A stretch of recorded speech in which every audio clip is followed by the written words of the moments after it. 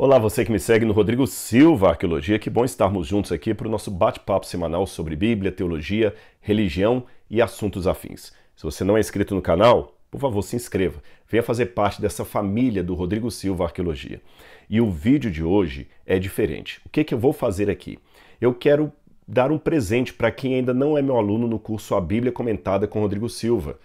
Você não é meu aluno? Então esse vídeo é para você. E se você já é meu aluno, você pode assistir esse vídeo também. Por quê? Gente, eu fico muito feliz sempre que eu encontro pessoas na rua, no aeroporto, no shopping, na igreja, no Brasil e no exterior. Já aconteceu isso várias vezes e a pessoa vem com um sorriso e fala assim: olha, eu sou seu aluno lá no curso A Bíblia Comentada. Olha, eu estou aprendendo muito, eu estou muito feliz, fora as mensagens que a gente recebe aí nas redes sociais. E também tem aquelas pessoas que dizem com entusiasmo: eu quero ver o meu nome lá no museu, pelo menos o tijolinho que eu estou ajudando a construir também. Isso é muito legal, é muito significativo para mim. Então eu conversei com a equipe e falei: por que a gente não disponibiliza na internet a primeira aula do curso A Bíblia Comentada para as pessoas que ainda não conhecem o conteúdo do curso possam conhecer, possam ver o aprofundamento que nós temos ali na Palavra de Deus, a didática com a qual o material é passado. E então, por que você não conhece agora esse conteúdo? Desse modo, nós decidimos então que no vídeo semanal de hoje eu vou disponibilizar para vocês a primeira aula do curso A Bíblia Comentada com Rodrigo Silva. Então pegue caneta e papel, anote porque tem muita informação importante e depois dessa aula eu aguardo você como meu aluno agora oficial no curso A Bíblia Comentada, tá bem? Que Deus abençoe você e o ilumine no estudo da Palavra de Deus. Que bom estar com vocês aqui para estudarmos a Palavra de Deus. Hoje vamos começar com a introdução da Bíblia Sagrada. Mas você sabe que entre os elementos que temos que ter para estudar a Bíblia, o principal deles é o elemento espiritual. A gente não pode esquecer que não estamos falando de um livro qualquer, não estou falando de uma obra de Machado de Assis ou de um poema de Carlos Drummond de Andrade. Eu estou falando da Bíblia, o livro que Deus inspirou seus profetas a repassar para a humanidade as verdades de Deus, a palavra de Deus. Portanto, é imprescindível que sempre comecemos a estudar a Bíblia com uma oração. E eu gostaria de convidar você, então, a fechar os seus olhos e falarmos ao Espírito Santo, a Deus Pai e a Jesus, pedindo a orientação na leitura da sua palavra. Oremos? Amado Senhor, em nome de Jesus nós iniciamos esta oração e esse estudo. Que teu santo poder, que teu santo Espírito fale ao nosso coração. Muito obrigado por esse livro maravilhoso, a Bíblia Sagrada. Fica conosco agora, abençoa todos que estão conosco neste momento, em nome de Jesus. Amém, Senhor. Muito bem, pessoal, eu estou com a Bíblia aqui e, como eu já falei na introdução desse curso, eu não vou ter pressa em usar, assim, de maneira estanque, 4 aulas para cada livro da Bíblia. Eu penso que não. Vamos devagar, com calma, mastigando cada letra, cada frase, cada expressão da Bíblia, como se fosse a refeição mais apetitosa. Você sabe, uma boa refeição não pode ser um fast food que você come correndo porque tem que sair para trabalhar. Você tem que degustar aquilo ali. E a palavra de Deus, a mesma coisa. É lógico que não dá para a gente passar versículo por versículo da Bíblia, senão iríamos ter 100 anos de curso, e não é esse o objetivo. Nós vamos pegar o livro, ter um panorama geral sobre o livro, pegar as partes mais importantes, talvez aquelas passagens de difícil interpretação, vamos usar o recurso da tela que está aqui atrás, vamos usar o recurso, vez ou outra, de um objeto arqueológico que nos ajudam a compreender melhor o cenário, ou seja, tudo o que for possível trazer para tornar mais didática essa aula, nós vamos fazer, tá bem? E para começar hoje, eu não quero entrar direto no Gênesis. Vamos falar da Bíblia como um todo, tá certo? Você já ouviu, talvez, você que me acompanha nas redes sociais, talvez você já até ouviu essa explicação em alguma aula, alguma palestra que eu dei, mas eu achei por bem começarmos repetindo pelo menos esse conceito de como a Bíblia está organizada, para ficar mais didático para você, quem sabe tornar a Bíblia um panorama mais lúdico, tá certo? Então vamos começar pelo nome Bíblia. Você sabe que Bíblia é uma palavra que vem do grego, que significa coleção de pequenos livros. Ou seja, você tem vários livrinhos que em conjunto formam a Bíblia. Sendo assim, eu acho que não estou cometendo nenhum sacrilégio em comparar a Bíblia a uma biblioteca. Eu tenho aqui no cenário uma biblioteca de livros. A Bíblia é mais ou menos assim. E você sabe que numa biblioteca, se você tem apenas 5 ou 6 livros, você pode até colocá-los de qualquer maneira que fica fácil achar qualquer um dos 5 quando você precisar dele. Mas quando você tem uma biblioteca muito grande, de dezenas de livros, aí é bom você catalogar. Você que é aluno de alguma universidade ou já fez alguma faculdade, você sabe que numa biblioteca pública os livros estão catalogados, às vezes tem um sistema Dewey ali com aqueles numerozinhos, você vai no computador, eu quero um livro de introdução à arqueologia, então ele lhe dá em que prateleira que aquele livro está e tudo mais. A Bíblia também foi organizada assim, em conjunto. E eu vou mostrar para você agora numa imagem como é que a Bíblia está organizada por livros, aí vai ficar mais fácil você entender a posição dos livros da Bíblia e onde encontra o livro do Gênesis, tá certo? Então aqui atrás você já tem uma ideia de como seria a Bíblia se ela fosse uma estante de livros semelhante à que eu tenho aqui no estúdio, tá bom? Os 5 primeiros livros da Bíblia que você vê ali, eles estão em cor assim amarronzada, são os 5 livros de Moisés. Eles têm os nomes de Gênesis, Êxodo, Levítico, Números e Deuteronômio. Alguns autores pensam que Moisés também foi aquele que escreveu o Salmo 90 e o livro de Jó, mas sobre isso vamos falar numa outra ocasião. Por ora, você tem que entender que esses 5 primeiros livros de Moisés, eles são também chamados de a lei. A lei, porque grande parte deles trazem as normas, as leis para o povo de Deus. Uma outra coisa que você pode entender assim na organização desses livros, nessa estante chamada Bíblia Sagrada, é que eles seguem mais ou menos uma cronologia da história do povo de Israel. Isso mesmo, uma cronologia. Então, com o Gênesis, o primeiro livro, começa com o princípio da história. Por isso que o Gênesis marca ali o início da criação, como Adão e Eva foram criados, como a humanidade surgiu das mãos de Deus. Aí veio o pecado, infelizmente. Depois do pecado, o dilúvio, e depois do dilúvio, a primeira família, as famílias que vieram dos filhos de Noé, repovoando a terra. Aí vem Abraão, Isaac, Jacó, os patriarcas. Aí você tem o Êxodo, contando o povo de Israel no Egito, a sua saída do Egito, e até o livro de Deuteronômio, Gênesis, Êxodo, Levítico, Números e Deuteronômio, até o Deuteronômio, a passagem do povo pelo deserto do Sinai. Aí depois disso, depois desses 5 primeiros livros, a história continua. Se o povo saiu do Sinai, é hora de chegar à Terra Prometida. Aí nós temos uma segunda coleção de livros nessa prateleira da Bíblia Sagrada. São justamente os livros de Josué, Juízes e Rute. Esses 3 livros de Josué, Juízes e Rute cobrem aquele período em que o povo de Israel agora está se assentando na terra de Canaã e se tornando uma nação, um país. São as conquistas de Josué. Depois, quando o povo é governado pelos juízes, os governadores dos hebreus não se chamavam nessa época prefeitos, nem reis, se chamavam juízes. E aí você tem uma história particular de Rute e Noemi, que são personagens importantes, e a história delas, então, em destaque, acontece nesse período. Depois, você começa o período da monarquia de Israel. São os livros que aparecem em tom verde. Aí você tem Samuel, Reis, Crônicas. Esses 6 livros cobrem todo o período da monarquia de Israel, desde o primeiro rei, que foi Saul, até a época em que os judeus são levados para o cativeiro. Mas deixe-me abrir um parênteses aqui. Essa monarquia de Israel não foi uniforme todo o tempo, porque houve uma briga de irmãos, e o reino se dividiu, as tribos do norte e as tribos do sul. O norte ficou chamado Israel e tinha um rei próprio. O sul ficou chamado Judá e também tinha um rei próprio. O norte ficou com a capital Samaria e o sul ficou com a capital sendo Jerusalém. Nessa briga, houve uma conquista externa do norte em 722 a.C. e o norte foi destruído pela Assíria. O sul continuou.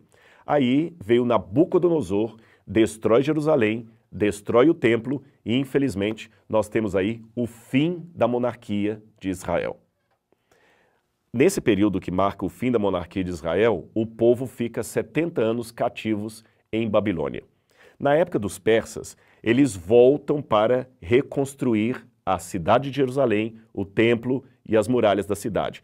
Você está percebendo que nós estamos seguindo a linha do tempo? Não sei se ficou claro isso para você.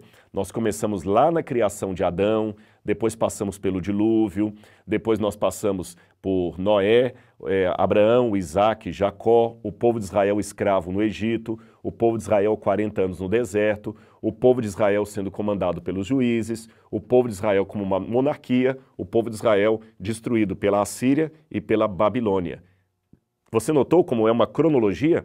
E você percebeu como os livros da Bíblia estão obedecendo essa cronologia? Ou seja, existe uma ordem lógica na forma como os livros foram colocados. É lógico que essa ordem dos livros não foi estabelecida pelos profetas que os escreveram. Foram editores, posteriormente, que fizeram esta organização dos livros para facilitar o nosso entendimento. Aí nós passamos agora para uma outra fase, que é após o retorno do povo para reconstruir Jerusalém que estava destruída. Aí você tem os livros de Esdras, Neemias e Ester. Esdras e Neemias contam justamente esse período de reconstrução de Jerusalém, do templo e das muralhas de Jerusalém. Já estou aí por volta do 5º século a.C. E o livro de Ester também, assim como aconteceu com Ruth lá na época dos juízes, aqui acontece com a história de Ester, uma personagem tão importante que a história dela se destacou aqui, quando ela liberta o povo judeu de serem mortos na época dos persas. Bom, com Ester você termina essa parte histórica. Aí é a hora de mostrar, então, os profetas da Bíblia. Mas antes dos profetas, a Bíblia dá um intervalo para falar das canções, dos provérbios, da sabedoria do povo de Israel. Aí vem uma coleção chamada Sirácida, ou coleção de sabedoria. São os poemas de Israel. Esta parte da coleção, ela não segue aquela cronologia que estava vindo até aqui. Você percebeu que nós viemos desde Adão até o 5º século a.C. aproximadamente, numa ordem cronológica muito exata. E os livros vão acompanhando essa ordem cronológica na sua Bíblia. Depois você pode acompanhar a ordem na Bíblia. Mas agora nós temos livros que são atemporais. São livros, como eu falei, que mostram a sabedoria de Israel. E essa sabedoria é muito marcante. Sabe, ali no Oriente Médio, eles têm uma coisa muito forte com a ideia da sabedoria. Nós perdemos um pouco isso aqui no Ocidente. Eles valorizam muito aquela questão do conselho que passa de pai para filho, o pai que orienta os filhos, o velho sábio que tem sabedoria de vida pelos anos que viveu e que as pessoas, quando querem se aconselhar, procuram um ancião, aquele mais velho. Infelizmente, vivemos numa sociedade que colocou em descarte os mais velhos. Quem é mais velho é desatualizado, ele não sabe mexer com o Instagram, ele não sabe mexer com a última versão do iPhone, ele não sabe instalar um aplicativo, ele está ultrapassado. O que eu tenho para aprender com ele? Eu quero aprender com Zuckerberg e os mais novos. A gente mudou um pouco, polarizou isso. Mas naquela época não era assim. Quanto mais a pessoa vivia, entendia-se que mais sabedoria e experiência de vida ela tinha para apresentar para o povo. E eles louvavam a Deus por essa sabedoria. Por isso que o louvor, a sabedoria e até o humor, isso mesmo, a anedota, a piada, fazia parte da sabedoria. Só para você ter uma noção, eu já vou dar um spoiler aqui quando a gente entrar nos livros de sabedoria. Na mentalidade hebraica daquele tempo, a sabedoria, o humor, são a mesma coisa. Sabe como é que eles definiriam isso? Olha o que um judeu daquele tempo, do tempo da Bíblia, definiria a sabedoria. Ele diria o seguinte: sabedoria é uma coisa óbvia seguida a uma situação inesperada. Por exemplo, quando você pergunta a alguém assim, por que kamikaze usa capacete? Raciocina comigo, você sabe o piloto kamikaze? Aquele que entrava no avião e ia direto assim para um navio, explodia e ele acabava morrendo. Na época da guerra, os pilotos kamikazes eram pilotos japoneses que eles se suicidavam jogando o seu avião cheio de bombas no alvo inimigo e ele morria junto. Mas geralmente os kamikazes usavam capacete. Para que se ele vai morrer? A resposta óbvia? Quem disse que o capacete é para ajudar a proteger a cabeça de um piloto? Se o avião bater, o capacete não vai resolver nada, ele está andando de avião, não é de moto. Aquele capacete servia apenas para ele colocar o fone de ouvido e se comunicar com a base. E eu tenho certeza que você está dando um semi-sorriso aí pensando, é óbvio. Como é que eu não tinha pensado nisso antes? Piloto precisa de capacete, não é para salvar a cabeça, ele não é um piloto de moto, mas é para comunicar com a base. Mas você percebeu? É o óbvio seguido do inesperado, você não esperava essa resposta. E a piada não é a mesma coisa? A piada não é aquela noção de humor que você conta e depois fala assim, é óbvio. Por exemplo, eu não sei se eu sou bom para contar piada, mas alguém diz assim, disseram, o mágico disse, vá ver se eu estou na esquina. Foram e ele estava. Óbvio. Eu sei que talvez você não riu, mas eu tentei fazer uma piada. Tanto a piada como o humor é uma coisa óbvia, mas ninguém esperava aquele final. Todo jogador de tênis, ainda que esteja descalço, é um jogador de tênis. É óbvio, é engraçado, mas ninguém esperava esse final. É assim que eles definem o humor e a sabedoria. E esses livros de humor e a sabedoria fizeram mais um conjunto atemporal na Bíblia, que não está seguindo aquela cronologia, mas estão aí. O livro dos Salmos, por exemplo, era a maneira que eles tinham de louvar a Deus com humor, porque eles estavam alegres, e ao mesmo tempo com sabedoria, porque estavam reverenciando a Deus. Embora alguns livros de salmos, a bem da verdade, eram salmos também de tristeza, de lamento, até de luto. Vamos então ver quais eram os livros de sabedoria? Aqui estão eles. Você tem Jó, Salmos, Provérbios, Eclesiastes e Cantares. A maior parte desses livros aí escritos pelo grande sábio Salomão. Então você viu, até aqui nós tivemos os livros da Bíblia colocados não por ordem cronológica em que foram produzidos, mas seguindo uma sequência cronológica da história do povo, desde a criação do mundo até o 5º século a.C. Depois você tem esses livros de sabedoria, os Salmos eram um livro de cânticos de Israel, Provérbios de sabedoria, e finalmente você tem agora a divisão dos profetas do Antigo Testamento, que também são divididos entre profetas maiores e profetas menores. Profetas maiores não é porque eles eram de maior estatura ou mais importantes que os outros, não. É porque são profetas que estão antes, durante ou depois do cativeiro da Babilônia. Os profetas maiores seriam eles Jeremias, Isaías e o livro de Lamentações, que também foi escrito por Jeremias. Ah, sim, e também Ezequiel, não poderia esquecer de Ezequiel. Então você tem Isaías, Jeremias, Lamentações e Ezequiel. Depois você tem os profetas menores, que já estão dentro do contexto do cativeiro da Babilônia. São eles: Daniel, Oséias, Joel, Amós, Obadias, Jonas, Miqueias, Naum, Abacuque, Sofonias, Ageu, Zacarias e Malaquias. Aí você encerrou o Antigo Testamento. Percebeu? Os judeus da época de Jesus chamavam toda essa coleção de duas maneiras. Às vezes eles chamavam de a lei e os profetas.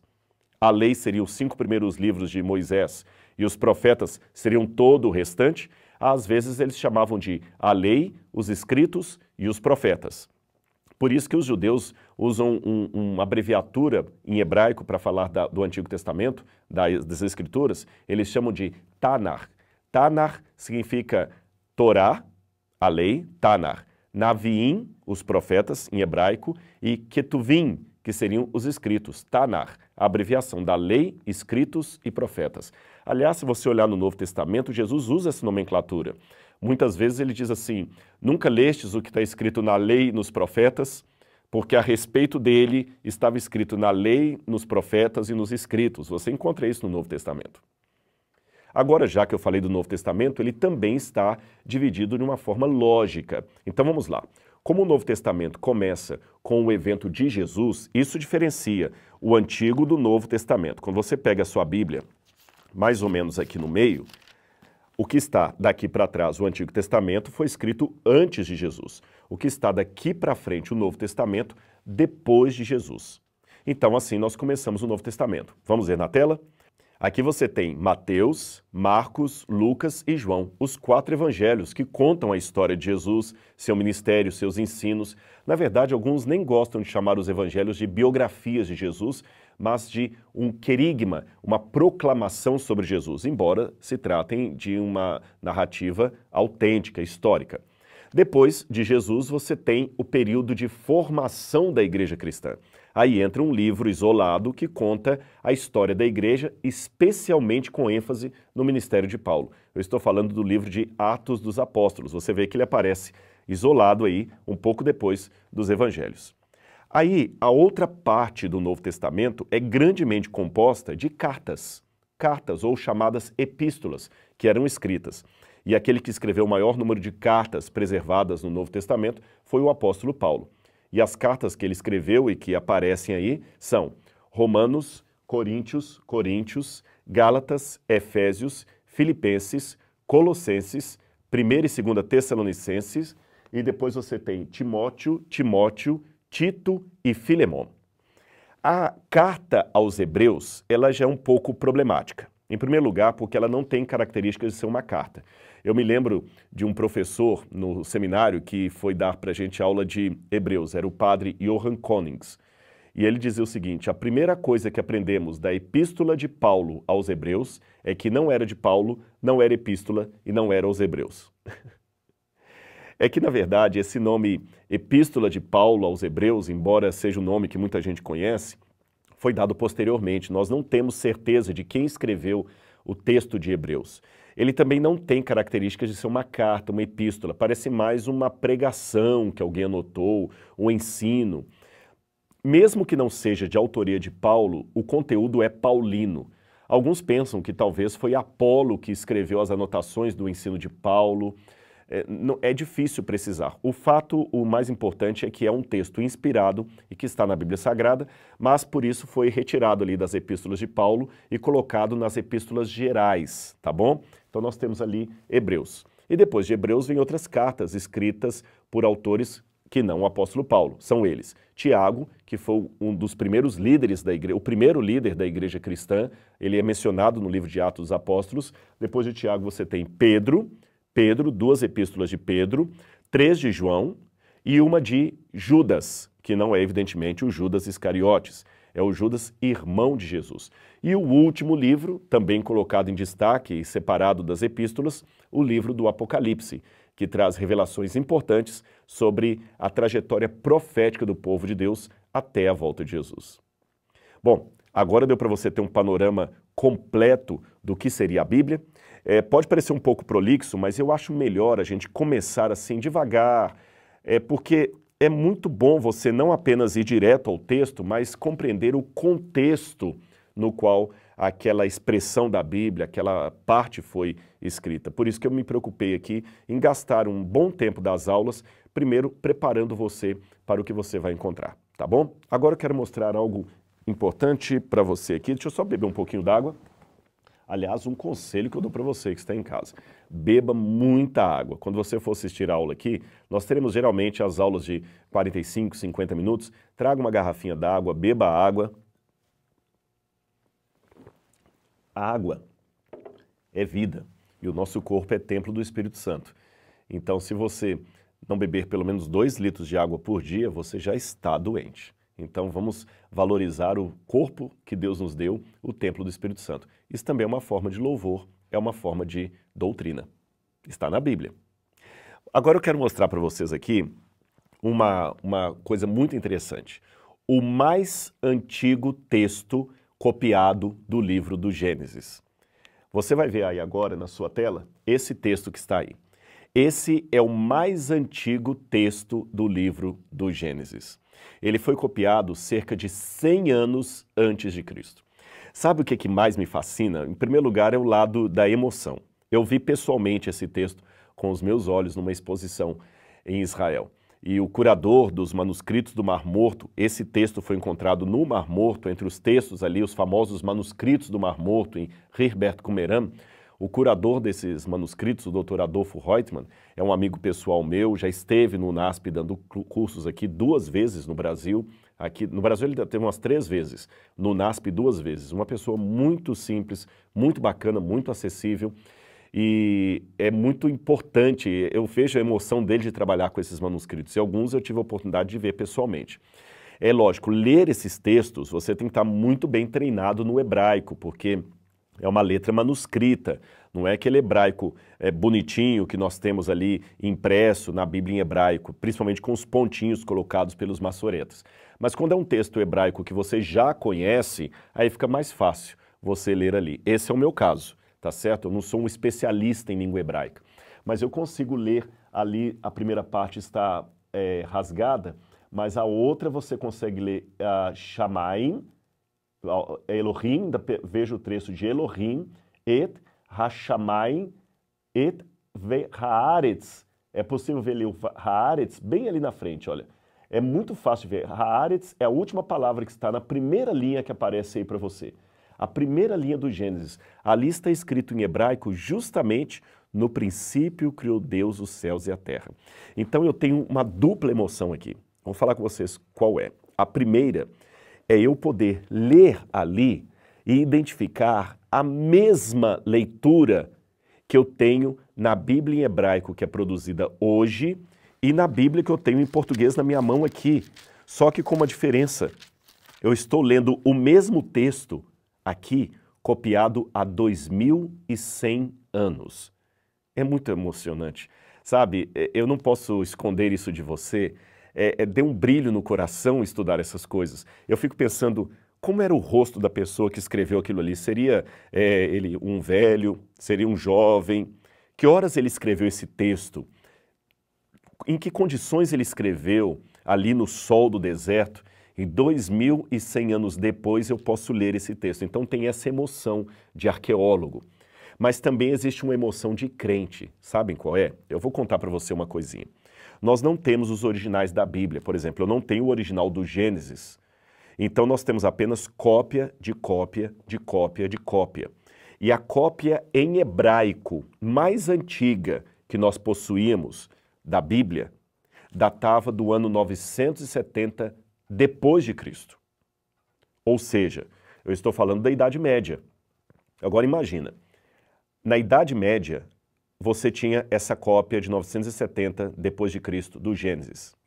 Nós que vivemos no século 21, ou até um pouco antes, aqueles que viviam no século 20, olhavam para essas cópias e muitos críticos da Bíblia faziam uma pergunta: será que os judeus copiaram fielmente a Bíblia?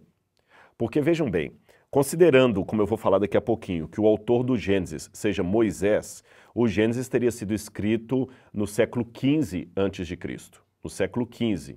Se a cópia mais antiga que nós temos data de 970 depois de Cristo, eu estou falando de aproximadamente 2.400 anos de separação entre o Moisés histórico e a cópia em hebraico mais antiga do livro do Gênesis. Então a pergunta óbvia que se faz é: quem me garante que essas cópias foram copiadas de maneira fiel? Quem me garante que um copista não resolveu por conta própria acrescentar uns 2, 3 versículos ali, não é? Imagine se fosse hoje aí o sujeito é torcedor de um time de futebol, aí ele coloca nos 10 mandamentos um 11º lá assim: não falarás mal do time do Atlético Mineiro, alguma coisa parecida. Quem me garante isso? E os cristãos não tinham muito que argumentar a esse respeito, apenas aceitar pela fé. Agora, quando em 1947, um garotinho beduíno chamado Muhammad el-Dib estava procurando as cabras dele lá no deserto da Judéia, ele pegou umas pedras e começou a jogar numas valas, numas grutas, para ver se as cabras estavam lá dentro. E quando ele jogou as pedras, ao invés de ouvir o barulho das cabras, ele escutou o barulho de vasos de barro se quebrando.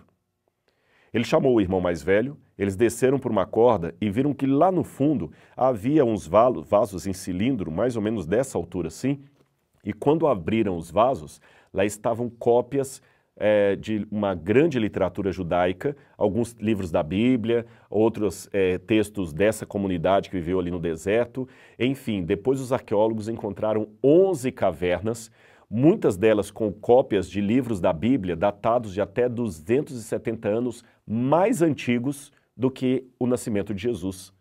Aí, quando eles compararam essas cópias com as cópias hebraicas que nós tínhamos da Idade Média, aquelas posteriores a 970 depois de Cristo, viram que a Bíblia foi muito bem preservada pelos judeus. Eu estou falando do Antigo Testamento.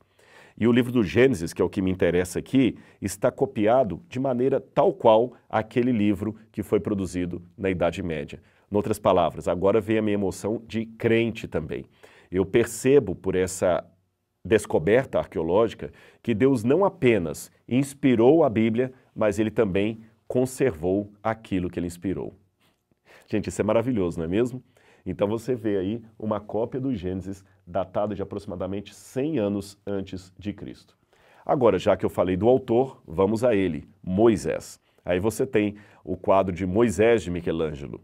Ele provavelmente é o autor do livro do Gênesis. Eu acredito nisso.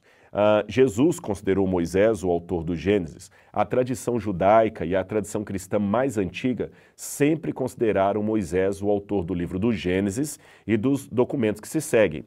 Gênesis, Êxodo, Levítico, Números e Deuteronômio. E eu falei com vocês também, quando estava apresentando um panorama geral da Bíblia, que provavelmente Moisés também seja o autor do Salmo 90, que é de autoria de Moisés, e do livro de Jó. Moisés, então, escreveu o Gênesis, provavelmente, como eu vou mostrar para vocês em aulas seguintes, no deserto do Sinai. Em que circunstâncias ele escreveu o Gênesis, que tipo de escrita ele usou para produzir o Gênesis, nós vamos explicar mais à frente.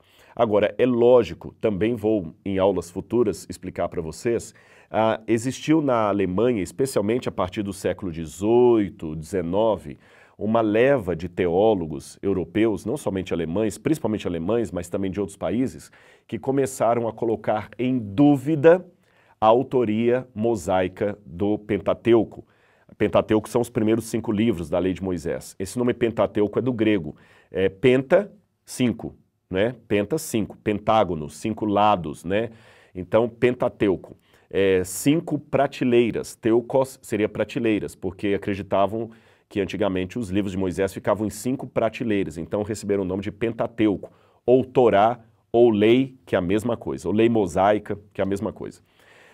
Esses autores começaram a dizer que Moisés talvez até era um personagem fictício, que Moisés nunca existiu, e que os livros de Moisés, na verdade, denominados livros de Moisés, foram compilados a partir da época do cativeiro da Babilônia, um pouquinho antes do cativeiro da Babilônia, um pouquinho depois, a partir de várias coxas de retalhos de textos por vários judeus que depois foram editados por alguém e que não houve Moisés como um autor.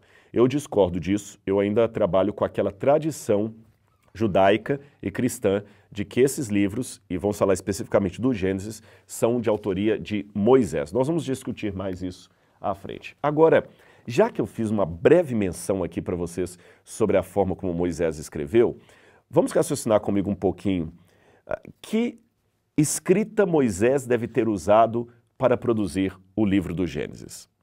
Que escrita Moisés deve ter usado? Você deve estar respondendo, aquela mesma que você mostrou no manuscrito, Rodrigo. Não. Sabem por quê?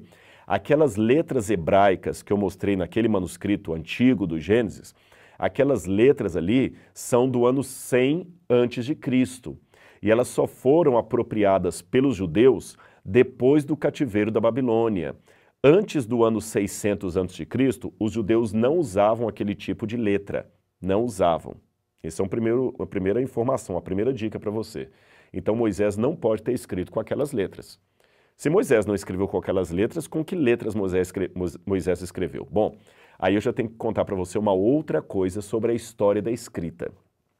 Você sabe que quando a escrita foi inventada, ela foi inventada na região da Mesopotâmia, ela foi inventada pelos sumérios. Eu vou depois mostrar no mapa para vocês.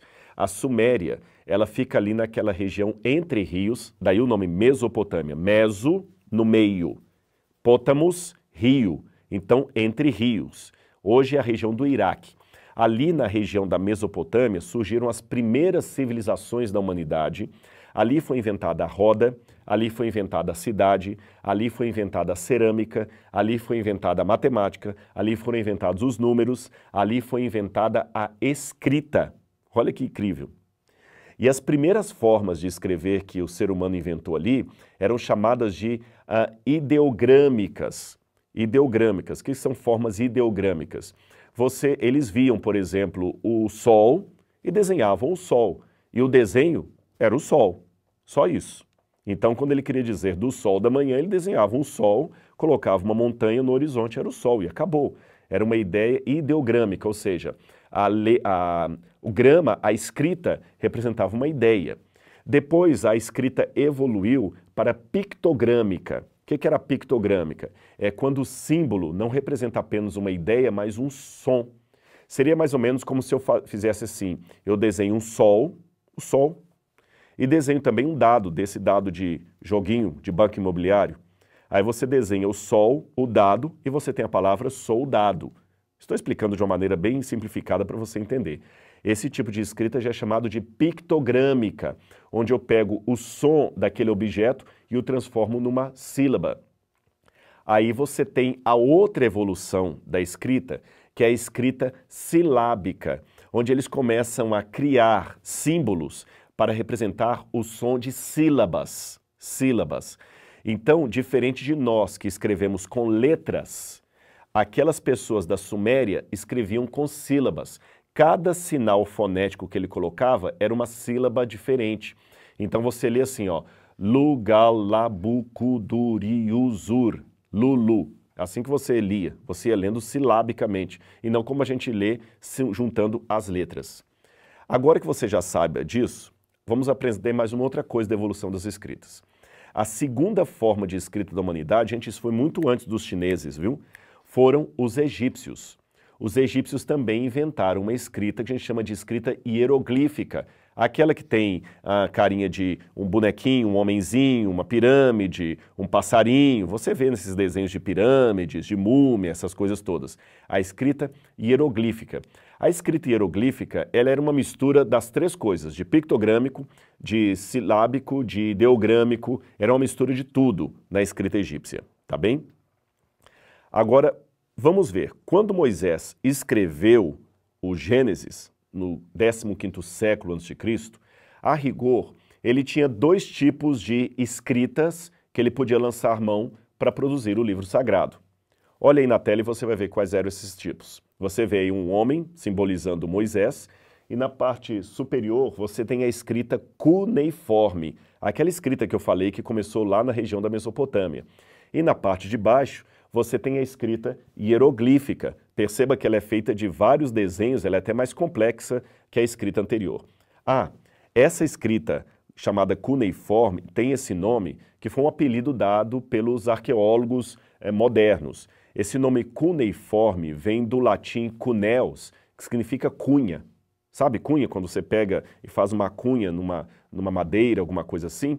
Então, como é que os sumerianos escreviam? Eles pegavam um pouquinho de argila, faziam um tablete de argila, tipo um sabonete, assim, uma coisa mais ou menos assim. Eu tenho até uma cópia aqui, uma pedra, depois nós vamos falar mais sobre ela.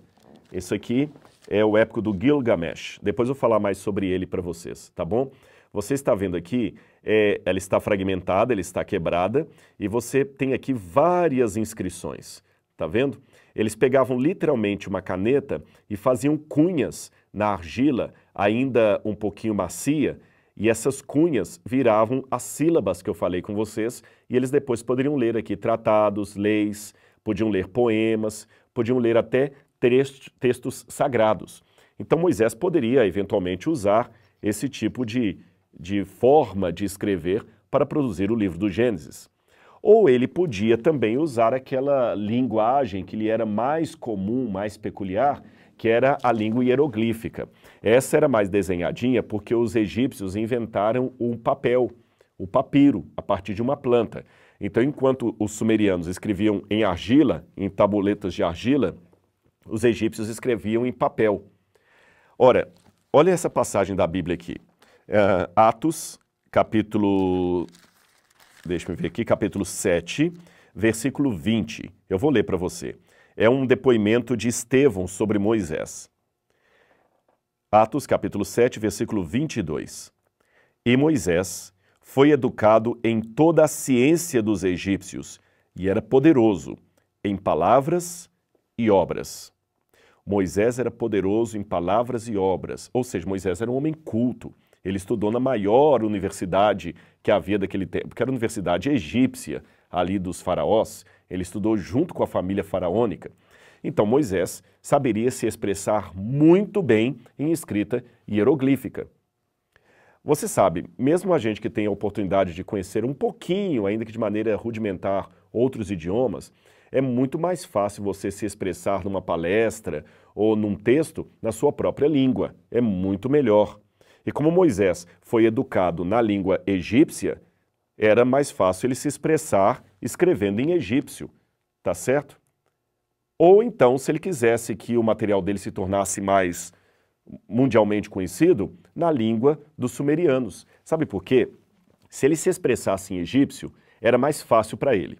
Se ele se expressasse na escrita cuneiforme, naquela escrita de cunhas ali, que eles iam fazendo as cunhas na argila e iam escrevendo, todo mundo ia poder ler, porque a escrita cuneiforme era a escrita mundial da época.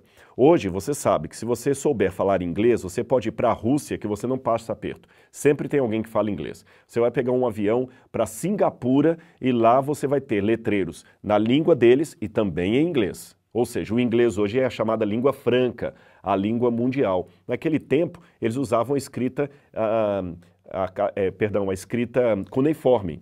Então, Moisés podia escrever em egípcio ou em língua cuneiforme. Olha mais uma vez aí na sua tela as duas. Agora, o curioso é que Moisés não redigiu o livro de Gênesis em nenhuma dessas duas escritas que você está vendo aí na sua tela. Ele preferiu usar uma outra língua. E foi uma bênção que ele tivesse usado essa outra língua e você vai entender por quê. Lembra, só para ficar bem fácil para você entender, eu vou mais uma vez mostrar aqui na tela como é que essas línguas eram pronunciadas, sempre silabicamente. Olha aí para você ter uma noção.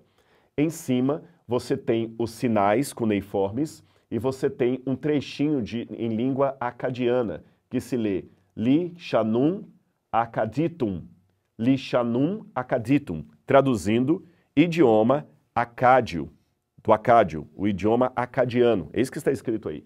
Li Shanum Acaditum.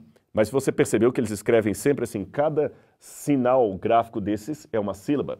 Agora, se eu escrever em egípcio, é a mesma coisa. Chesef unas pa'am rent ank. Ou seja, para ele, unas, este homem comeu a vida eterna, ank, a vida eterna. Olha mais uma vez aí na tela. Esta última símbolo que você pode ver aqui, ele parece uma chave ou uma cruz que se lê Ankh. Na verdade, você lê Ankh, mas é um símbolo só, que significa vida eterna. Esses dois tipos de escrita eram muito complexos, muito complicados.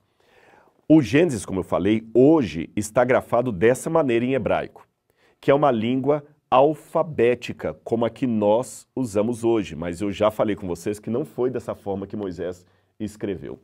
Resumindo o que nós vimos até aqui, você tinha a língua, veja no mapa aí, vai ficar mais fácil para você entender. Você tinha num canto os egípcios usando a escrita hieroglífica, que você vê são os desenhos em forma de pássaros, água, um homem, e você tem aqui na atual região do Iraque os sumerianos inventando a escrita cuneiforme, em forma de cunhas. Mas onde você vê esse coraçãozinho escrito ABC, aí fica a Península do Sinai, o deserto do Sinai.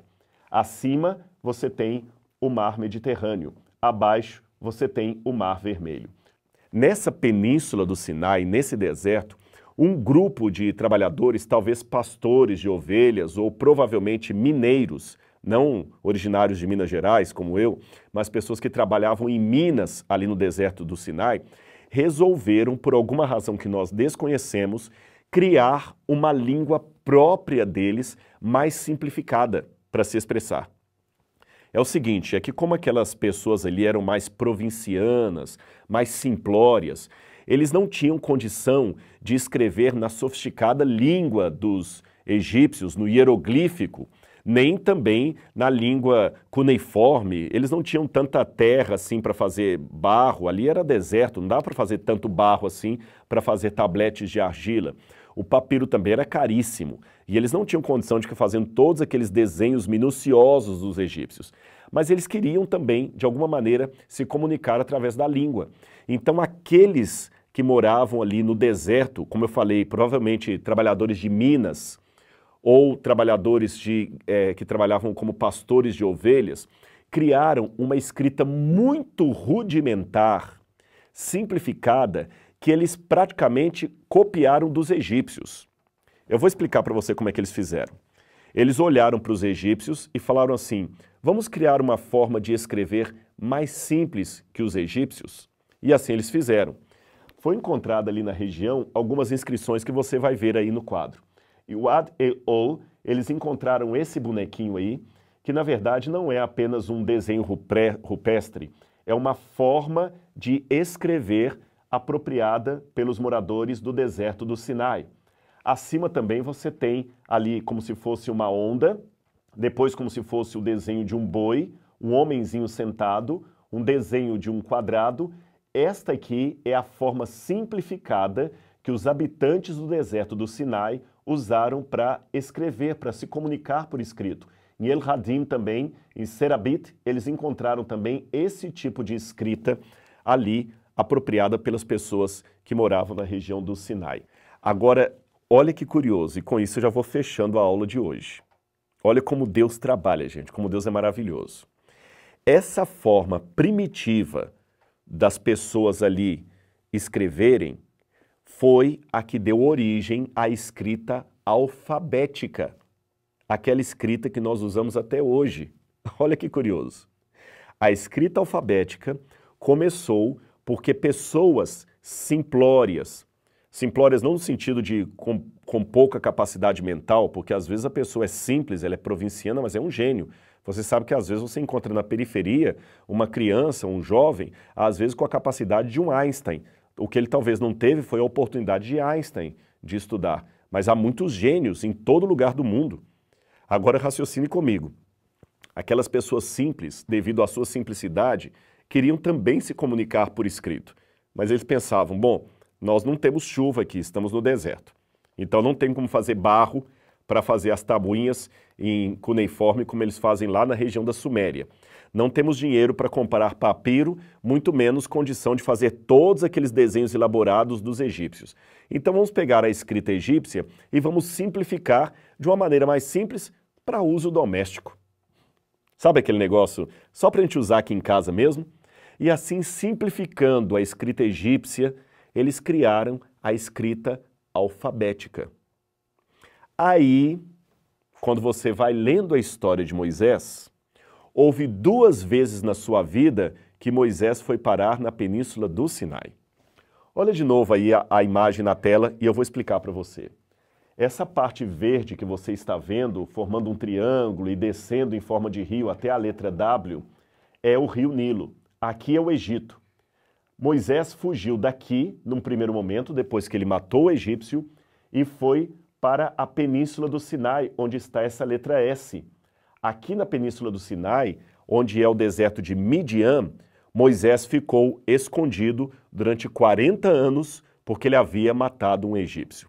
Foi nesse período que Moisés estava no Sinai, ali, que ele conheceu o seu sogro Jetro, a sua esposa. Ele, Moisés, se tornou um pastor de ovelhas. Foi ali que Deus apareceu para ele numa sarça ardente e falou com ele, agora que se passaram 40 anos, volta para o Egito e tira o meu povo de lá das mãos de Faraó. Aí Moisés sai do Egito, Moisés sai do deserto, volta para o Egito e com mão poderosa livra o povo de Israel. E onde que ele volta com o povo de Israel? Para a península do Sinai. E eles ficam 40 anos vagando na península do Sinai até entrar na Terra Prometida. Então, pela lógica, Moisés escreveu os seus livros ou nos primeiros 40 anos que ele passou fugido ali na península do Sinai, ou no segundo conjunto de 40 anos em que ele esteve como líder do povo hebreu. Porque aí, realmente, muitos livros já contam as leis, então ele só pode ter escrito depois que o Sinai realmente recebeu os 10 mandamentos. Ou seja, o conjunto dos livros de Moisés, Gênesis, Êxodo, Levíticos, Número, Deuteronômio, Jó e o livro dos Salmos, o Salmo 90, podem ter sido escritos durante esses 2 períodos que Moisés passou ali na Península do Sinai. E se você se lembra, eu falei que foi na Península do Sinai que por volta de 1900 a.C., 400 anos antes de Moisés, aquelas pessoas começaram a inventar um tipo rudimentar de escrita que depois ficou conhecida como escrita alfabética. Agora, quer ver a mão de Deus em tudo isso? Eu vou mostrar para você. A escrita alfabética nunca perdeu o seu uso. Ela só foi evoluindo, e na próxima aula eu vou mostrar para vocês a evolução do alfabeto. Ela foi evoluindo, até virar essa forma que nós temos até hoje aqui de letras, né? Bíblia, aqui ó, Bíblia, B-I-A. ela nunca perdeu a sua forma de escrever. Porém, a forma de escrever em hieroglíficos ou em cuneiforme, esta se perdeu na história. Se perdeu. Durante séculos e séculos, ninguém mais sabia como ler os sinais sumerianos ou os sinais hieroglíficos. Somente no século XIX vieram esses dois cavalheiros. Primeiro, Henry Rawlinson, que de 1833 a 1845 conseguiu decifrar a escrita cuneiforme. E depois, François Champollion, que de 1818 até 1822 conseguiu decifrar a escrita hieroglífica dos faraós. Noutras palavras, se Moisés houvesse escrito os seus livros em cuneiforme ou em língua dos faraós, a gente precisaria esperar até o século XIX para poder ler o livro do Gênesis. Mas Deus, de maneira sábia, acabou conduzindo Moisés para o deserto para tirá-lo da influência egípcia, fazê-lo escrever o Gênesis naquela linguagem primitiva dos habitantes ali, e assim a sua escrita nunca ficou perdida e por todos os séculos o Gênesis pôde ser lido. Não precisamos esperar por um Champollion para decifrar a escrita de Moisés. Isso é maravilhoso, não é mesmo? Mas o nosso tempo hoje já está chegando ao fim, então nós vamos fazer o seguinte, nós vamos interromper a nossa aula aqui e na próxima quarta-feira, às 20 horas, eu estarei de volta com vocês para a gente continuar este passeio pela antiguidade, estudando qual foi a evolução da escrita e como ela influenciou a escrita do livro do Gênesis. Você está percebendo que estudar a Bíblia é muito mais profundo do que você imaginava? E olha que nós nem chegamos ainda no capítulo 1, versículo 1. Um grande abraço, é um prazer estar com você e semana que vem a gente se encontra de novo. Um abraço e até lá. Tchau, tchau.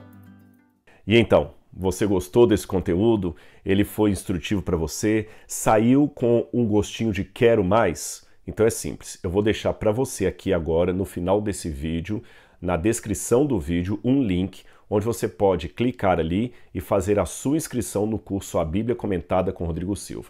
E não é só esse conteúdo que você assistiu que está lá na plataforma, não, tem muito mais. Por exemplo, se você faz o curso na modalidade anual, você ainda ganha como bônus um curso de grego, um curso de hebraico, ou seja, muita coisa envolvida aí para levar o conhecimento da palavra de Deus até o seu coração. E de quebra, além de estar conhecendo bastante a Bíblia, você vai estar ajudando a construir e manter e ampliar o Museu de Arqueologia Bíblica do NASP. Então, muito obrigado pelo seu carinho, pelo seu abraço. Eu aguardo você na próxima aula.